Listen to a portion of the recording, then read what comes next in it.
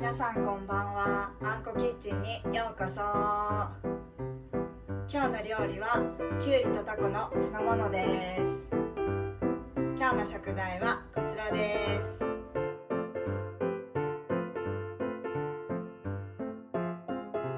今日のポイント食材はきゅうりです。じゃん。きゅうりは体の熱を取り、体に潤いを与えます。また利尿作用もあるのでむくみの改善におすすめです。それでは作っていきますね。まずきゅうりを薄切りにしていきます。きゅうりですね。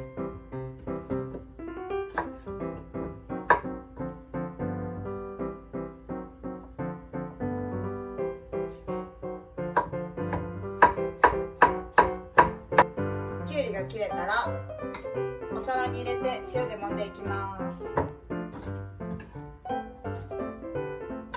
塩ですね。こちらはレシピの分量外です。これで少しの間置いておきます。そしたら次はタコを切っていきます。タコですね。タコは薄切りにしていきます。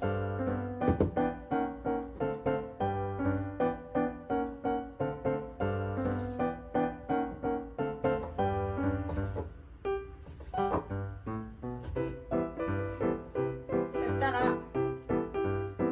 ボウルに調味料を合わせていきます。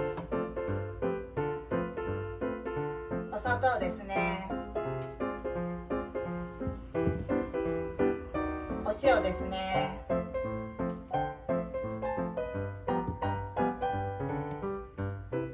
お酢ですね。お醤油ですね。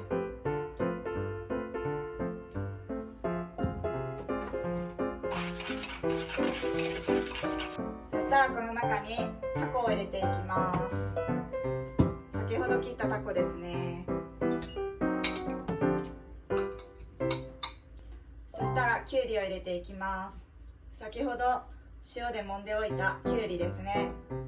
水気を絞ってからボウルの中に入れていきます。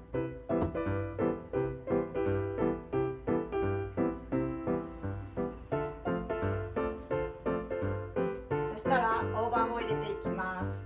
大葉ですね。こちらは千切りです。そしたらあえていきます。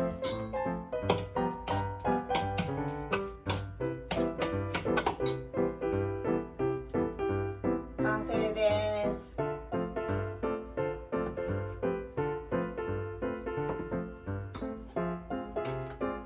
できました。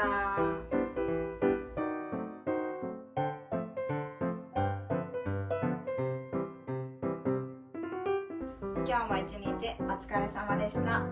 みんなが元気になれるように料理を中心に毎日発信していきます。